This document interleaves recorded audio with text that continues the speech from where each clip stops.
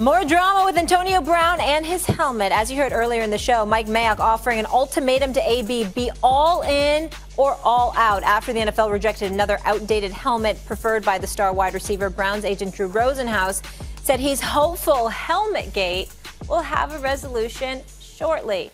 Marcus, I'm coming to you here. You think the Raiders, at this point, we had the foot thing, and now we got this. I know the foot thing wasn't his fault, but just a lot of mess happening in the press. Should they regret signing AB? Hell no. This is a perfect John Gruden move. And one thing is, if they suck, it's going to take all the attention away from John Gruden not being able to coach. But here's the thing. They don't regret it because they knew what they were getting. If they didn't know what they were getting, they have the wrong people making personnel decisions. Now, this situation is unique, obviously, Molly and Stephen A. But this is who he is. These are the things, like, believe what people tell you. Believe what they show you. When they show you who you are, believe them. Old saying. But this is who Antonio Brown was before he showed up to the Raiders. This is who Antonio Brown is going to be for the duration of his time with the Raiders. And they have to figure out how to adjust around Antonio Brown or rid themselves of Antonio Brown and let him move on. But it won't be this year because they got $30 million tied up in him. You know what, Marcus? I disagree with you. I think that they should have some regrets. But I'm going to do something that I have never done on national television. I'm going to concede that, you know what? You almost made me want to change my argument. Molly, don't faint. I can't. I mean, Marcus almost made me want to change my argument. Because let me tell you something. Marcus. When you made the statement that Antonio Brown acting this way is going to take pressure off of John Gruden because Antonio Brown would get blamed, I went like this. Damn. That is a good one right there. He got me there. I said he got me there. I said, that's a damn good point. It really is. Because if you're John Gruden, that definitely would take some of the shrapnel or criticism away from you. But I'm still going to go with regret, and here's why, Marcus. Obviously, Antonio Brown is all-world. This ain't about his skill set.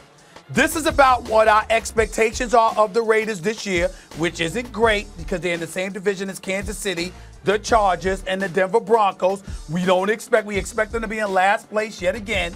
But also, it's about you being the face of the franchise as you transition to Las Vegas. And the thing about Antonio Brown that everybody, I think, has been making the mistake of, when you say, Marcus, this is Antonio Brown, this is what you're going to get, that's actually not true. Yes, he might gripe and all of this other stuff. That brother religiously showed up to work. Yeah. And remember, even though he's been a diva and all of that stuff, the one thing we've never had to concern ourselves with until the very last game of last season in Pittsburgh was Antonio Brown showing up to work. Now you get $30 million in additional guaranteed dollars, okay, after the guaranteed portion of your contract really expired with Pittsburgh, which is why you wanted to force your way out. You get to Oakland. You got the foot issue. I understand that's a mistake that could have happened. But you are literally being so belligerent and so cantankerous and petulant with your nonsense. You're talking about not playing because of a helmet that Tom Brady has made adjustments to, that Aaron Rodgers has made adjustments to, and a bevy of other players in the National Football League exceeding 2,000. Now, I think he's full of it. Please don't get me wrong. Antonio Brown didn't go through all of this to get $30 million, and then he going to walk away from it because of his helmet. He is lying to the American public and the football fans everywhere. But the nuisance that he's willing to be, I do think a legitimate argument can be made that it has escalated. Now, granted, we take Mike Tomlin's quotes into consideration. We want volunteers, not hostages, and all of this other stuff. We get all of that. But for the vast majority of Antonio Brown's career, no matter what complaints you had about him, there was never, ever, ever a question mark as to his willingness to show up to work until the last game of last season and now.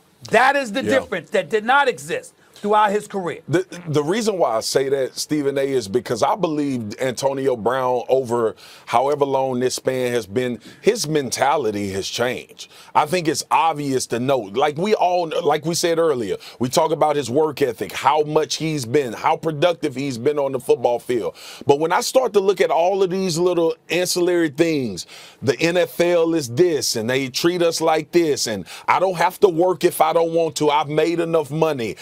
I'm doing me. I'm, obviously being on the shop with LeBron James, hearing him talk about the Ben situation and everything that transpired in Pittsburgh. I'm not sure if we're dealing with the same hustle, AB, from the mentality of I got to get paid, I got to make a lot of money, I come from nowhere, I got to do my thing. I think we're dealing with a different cat now. We're dealing with a superstar that's paid, that has outwardly stated, I don't need to be in the NFL. Well, then, if that's the case, that would buffer the point that I originally made, that there should be some regret. Because if you've got that kind of mentality, then you're not the same player. Meaning, I'm not talking about your talent. I'm talking about your commitment. Your commitment to excellence. Your commitment to, at the very least, Molly and Marcus, we could always trust that Antonio Brown's commitment was to being recognized as the very best at what he did and validating it every week.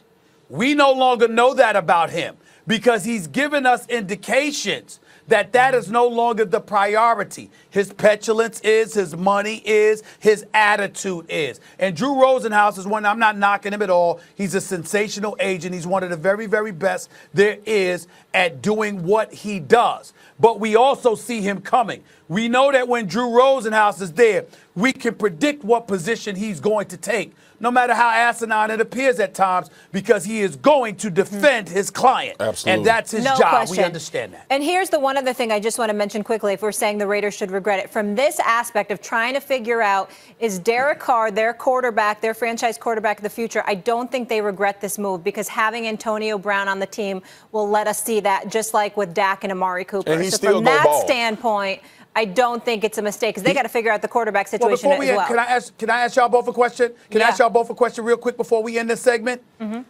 If Antonio Brown, first of all, if he misses any games, which I don't think will happen, that's going to be a problem for Derek Carr. But secondly, when he comes back, he's not going to be sensitive to the fact that there's an absence of chemistry because you weren't there to work with Derek Carr as much as you should have. He's going to still want his. And Derek Carr is going to be compelled to make a decision, which puts him in a precarious situation, too. Has anybody thought about that? Yeah, but no one's going to care about Derek Carr's feelings. We know that. They just want to see, can he get it done he is going to or not. Yeah, we'll see. Toughest schedule in the league coming up next season. All right, guys, let's leave it there. Zeke. It's not being fed by the Cowboys, but will his hunger strike actually be a good thing for Big D? We're talking about America's team with the former Cowboy himself after the break.